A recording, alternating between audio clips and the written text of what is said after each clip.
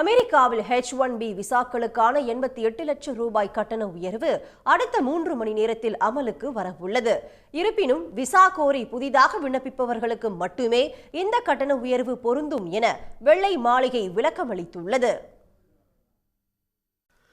அமெரிக்காவில் தங்கி பணிபுரிந்து வரும் வெளிநாட்டைச் சேர்ந்தவர்களுக்கு H1B விசா வழங்கப்படுகிறது. இந்த விசாக்களை அதிகம் பயன்படுத்தும் நாடுகளில் 71% இந்தியா முதலிடத்திலும் 11.7% சீனா இரண்டாவது இடத்திலும் உள்ளன.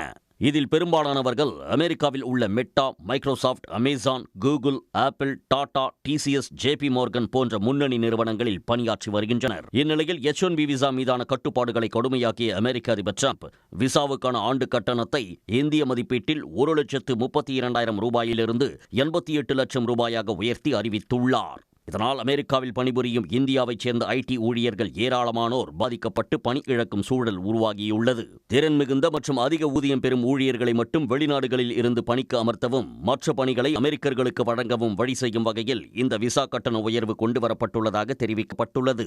ஏற்கனவே அமெரிக்காவில் தங்கி பணியாற்றி வருபவர்களுக்கு விசா கட்டண உயர்வு பொருந்தாது என்றும் அதிபர் டிரம்ப் தெரிவித்துள்ளார். அதன்படி H1B விசா பெற்று அமெரிக்காவில் வசிக்கும் வெளிநாட்டவர்கள் வெளிநாடுகளில் இருந்தால் இந்திய நேரப்படி இன்று காலை 9:30 மணிக்குள் அமெரிக்காவுக்கு சென்றுவிட்டால் கூடுதல் கட்டணம் வசூலிக்கப்படாது. அதற்கு பின் செல்பவர்களுக்கு புதிய நடைமுறைப்படி கூடுதல் கட்டண முறை அமலாகும் என்பதால் Microsoft, meta, Amazon, JP Morgan ஆகிய முன்னணி தகவல் தொழில்நுட்ப நிறுவனங்கள் விடுமுறையில் சென்ற தங்கள் ஊழியர்களை குறித்த நேரத்திற்குள் அமெரிக்காவிற்குள் வரும் வகையில் உடனே திரும்புமாறு ஏற்கனவே உத்தரவிட்டது. இந்த இக்கட்டான சூழலை பயன்படுத்தி அமெரிக்காவுக்கான விமான பயண கட்டணம் பல மடங்கு உயர்ந்துள்ளது.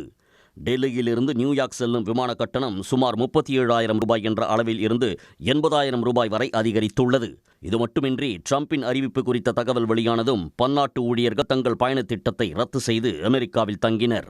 சான் பிரான்சிஸ்கோவில் விமானத்தில் இருந்த H1B விசா பணியாளர்கள் தகவல் அறிந்ததும் விமானங்களில் இருந்து கீழே இறங்கியது பரபரப்பை கிளப்பியது.